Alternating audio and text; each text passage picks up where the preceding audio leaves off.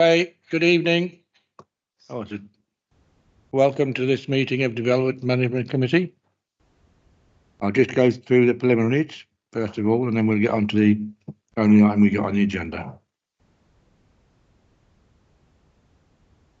Members of the public are entitled to take photographs, film, audio, record and report on all public meetings in accordance with the Openness of Local Government Bodies Regulations 2014. People may not, however, act in any way considered to be disruptive and may be asked to leave. Evacuation procedure from the council chamber is turn left, follow the green emergency exit signs to the main town hall entrance and proceed to the assembly point at St George's Square. We're not having any internet tonight, so I'll start off on the agenda proper. Any apologies for absence tonight? Yes, Chair. An apology has been received from Councillor Ambia, Chair. I think Councillor Khan, she put her apologies in. I remember seeing a note from her. We put her down. I remember vaguely seeing a note coming from, amongst other things, she said she wouldn't be able to make it. Minutes of the 19th of February. You okay with those? Section 106 Local Government Finance Act. Any declarations? No. Any disclosures of interest tonight on the item we've got on the agenda? No, Chair. Representative committees and other bodies? Chair. So we'll go straight on to agenda item 8, Home-Based Enterprise Way. David, over to you. Thank you, Chair. Good evening. Members will have received an update sheet. If I can just perhaps explain its context. Insofar as 2.6 is concerned, this arises as a consequence of the nature of the original drafting of the illegal agreement, which limits the goods that could be sold from the original retail unit. Such an agreement would not be used today, as the practice now is to prefer a condition where appropriate instead of a limitation, such as this by legal agreement. The variation of the agreement is required because in the event that members are minded to approve the application, then the user would still be bound by the legal agreement, and it therefore would continue to limit the goods to be sold. Its variation is required to allow the premises to be used without being so bound. The usual caveat, therefore, is both unreasonable and disproportionate and has therefore been deleted. In this case, there is no need for a monitoring fee. Insofar as the amendment to condition 2 is concerned, the substance of the plans have not been altered, but the referencing and plan numbers have changed. If I can first clarify the trading position of Homebase at the application site, the store is closed and the branch has been removed from the list of stores. Can I also refer to paragraph 17, which sets out the historic context for the application? This is a fresh application, which will, as a consequence of its submission, alter the range of goods to be sold from the premises set out in condition 10 of the original planning permission. This will fall away in the event that the planning permission is implemented. I have referred to the deed of variation to the section 106 in my opening remarks, and I won't add to that. The application, if I could have the first slide, please. Slide 4 identifies the site, which comprises Unit 1 at Enterprise Way. A description of the site is set out in paragraphs 3 to 5 of the report. The description of development is stated as external alterations associated with the use of the unit as a food store, removal of garden centre, configuration of car park and associated works, and alterations to fenestration. The details are more fully set out in paragraphs 13 to 17 of the report. If I could have the next slide, please. This slide identifies the existing site layout, which comprises the retail unit and a display area for plants. Next slide, please. This slide shows the proposal, which involves the removal of the plant display area and its replacement with car parking. Next slide, please. This slide identifies the existing elevation and can be compared with the proposed elevations in the next slide. please. The next slide, slide 9, shows the alterations in greater detail. And as described in paragraph 14 of the report, the alterations on the southeast elevation involve the provision of a new feature entrance with surround composite black cladding, provision of a new aluminium curtain wall entrance with black sliding doors, and the provision of a new glazed aluminium curtain wall with mesh infill panels, which will also be included in the northeast elevation. Next slide, please. In addition to these alterations, there will be the provision of a new anthracite grey feature canopy on the northeast elevations. Next slide, please. This slide shows the minor alterations to the northwest elevation, and the following slide similarly on the southwest elevation. In effect, the proposal's alterations are cosmetic and will freshen up the existing building, providing more continuity with the Aldi frontage. The next slide, please. This slide sets out what are considered to be the issues in respect of the consideration of this application. The relevant policies are set out in paragraphs 18 to 30 of the report. Central to the consideration of this application is policy LLP 21 and the need for a sequential test. In order to assist members and give context to the proposal, the proposed development would provide a total of 2,260 square metres gross internal floor area with a net convenience GIA of 1,805 square metres. This compares to the Sainsbury's Superstore at Brammingham Park, which has a GIA of 8,315 square metres, which has a net convenience GIA of 4,127 square metres. Other net convenience GIAs, which may assist members, is Sainsbury's Bury Park, which has 2,527, and the Co-op at Marsh Road, which has 1,000 square metres of net convenience GIA. Insofar as the sequential test is concerned, the mechanics of this are set out in paragraphs 41 to 58 of the report.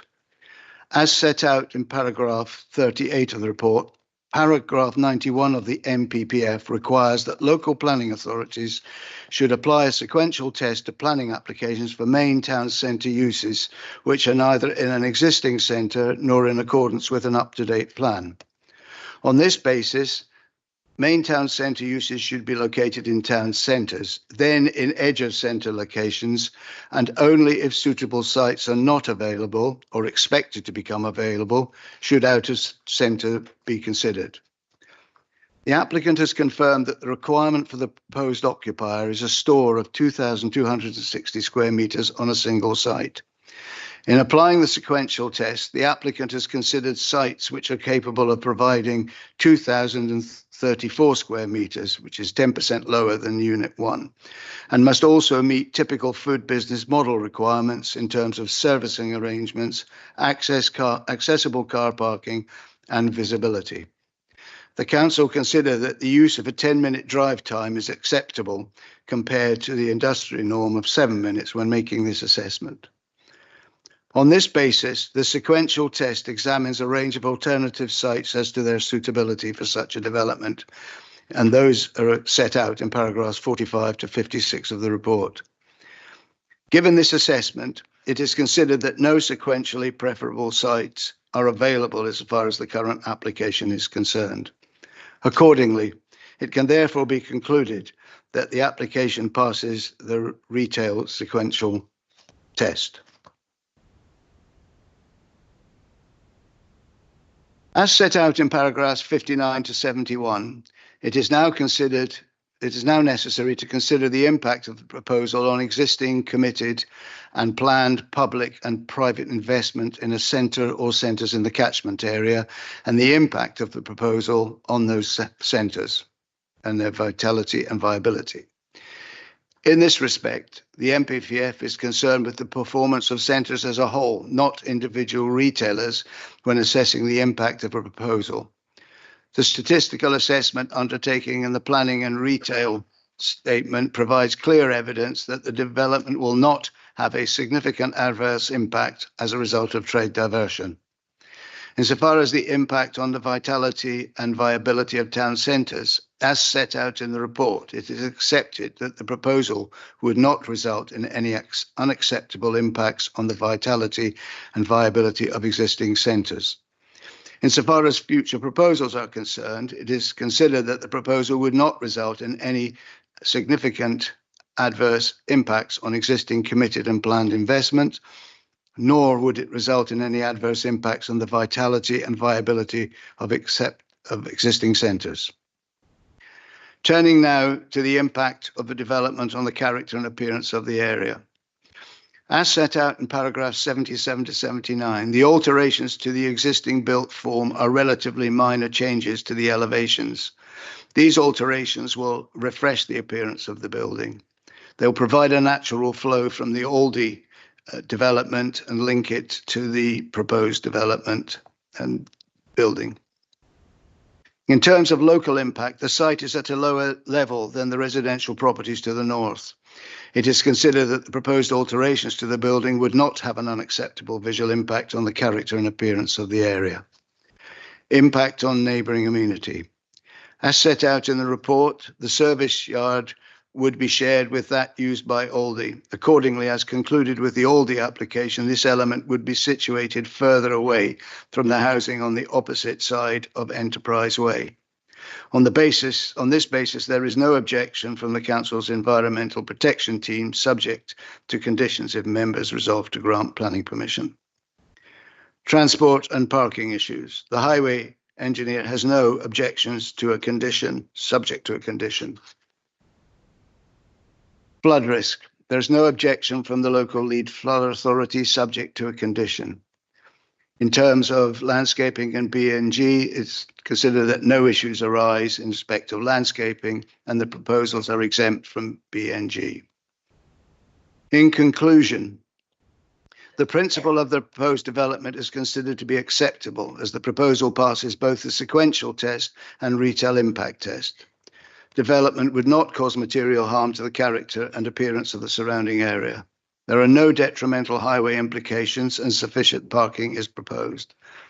A condition is recommended to limit the use of the premises to Class EA, which is a shop other than for the sale of hot food.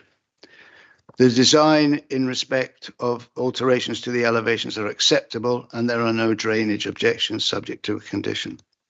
In respect of other material considerations, the proposal would reutilize an existing retail premises and bring back employment opportunities which have been lost with the closure of home-based trading from the site. Accordingly, it is considered that the development accords with the policies of the Luton Local Plan and the relevant parts of the National Planning Policy Framework and National Planning Practice Guidance. Having regard to this and all the other relevant material considerations, it is recommended that planning permission is granted. Thank you, David. We'll now go on to the representative of the applicant, Lucy. Up to that to you, Lucy Turner. Come forward and switch your microphone on. And you've got up to 5 minutes to speak, and members may wish to ask questions after you've spoken. That's it. Ready when you are. Good evening, and thank you for the opportunity to present to you. My name's Lucy Turner, and I'm the agent acting on behalf of the applicant and the owner of the site. As you've just heard from the officer and from the very comprehensive committee report, the application proposes alterations to the now former home-based unit on Enterprise Way to allow it to be reoccupied by a food store operator. The proposals involve the removal of the garden centre, changes to car park, external alterations, and a change from the current non-food retail use to allow the sale of food and drink. The applicant is in discussions with the food store operator to occupy the unit, subject to securing planning permission. The committee report fully covers all of the main policy considerations, so I'll keep this brief, but I just wanted to highlight a few of the key material considerations of the application. As members will be aware, Homebase entered administration late last year, and the store in Luton has now subsequently closed with the associated job losses. The proposed development will enable the unit to come back into an active economic use, creating in the region of 120 direct jobs in addition to further jobs associated with the supply chain and the store fit-out. The majority of these jobs will be available to local residents of Luton, and they'll be in a mix of full and part-time positions to cater for different types of employment needs. The proposal will also result in a reduction of the area that can be used for retail sales at the site through the removal of the external garden centre.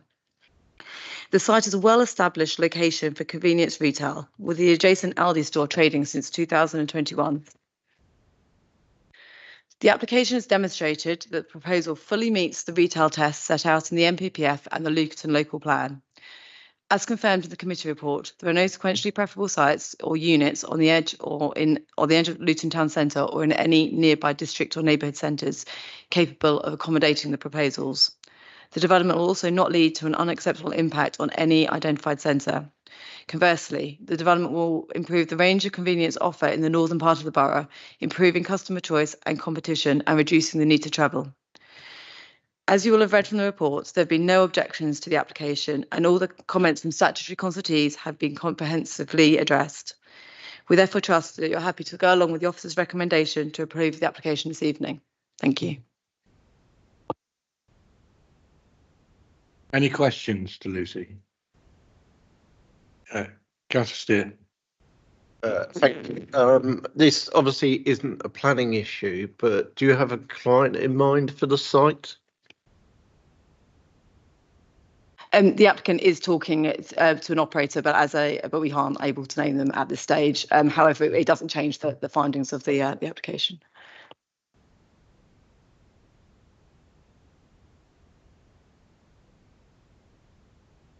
Any further questions to the applicant's representative? Okay, thank you very much. You had one awkward question that you got away with. Questions by members of the planning officer? No? Any comments? David Franks. Yeah, thank you, Chair. I think I have to say, first of all, I do understand why the applicants are making this move. Clearly, they have a very large empty asset and want to maximise the opportunity for finding a new tenant. I don't blame them for that at all. It's very sensible.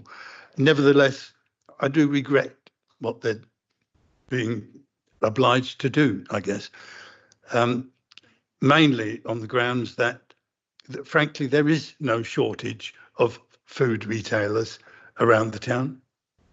There are loads and loads of them, but there is, in my view, a very serious shortage of hardware and DIY outlets. And it's sad that we've lost one. I understand why it's gone.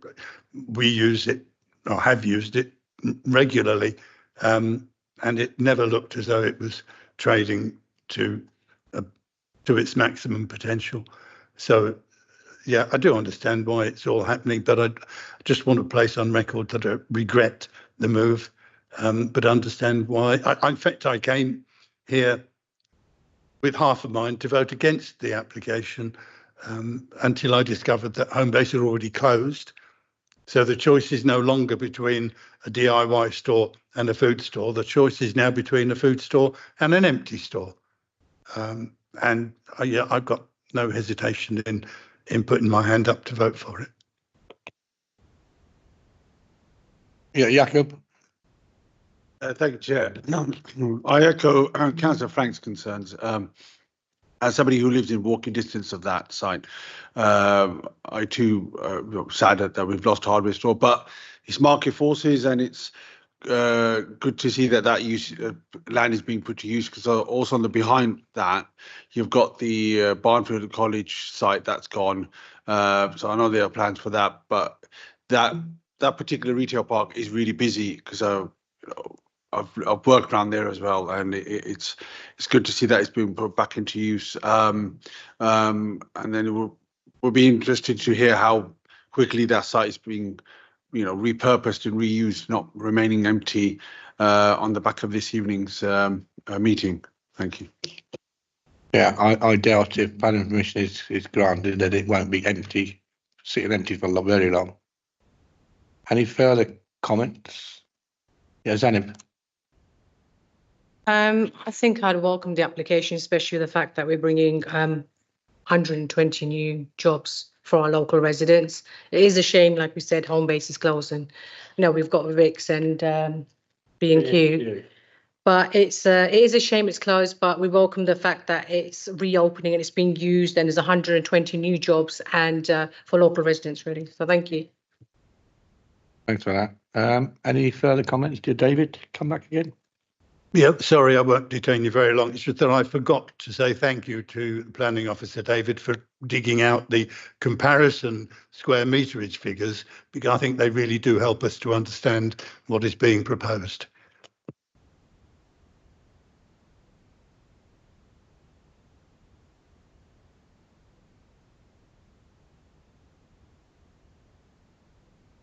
I'll move approval. Is that seconded? Thank you, Chair. Councillor Adesola? For. Thank you. Councillor Bridgen? For. Councillor Farouk? For. Thank you. Councillor Franks? For. Councillor Haniff? For. Councillor Mead? For. Councillor Raja? 4. Councillor Steer? For. Councillor Taylor? 4. That's carried, Chair. And that's carried. Planning permission has been granted, subject to the conditions. Thank you very much. That being the extent of the business tonight,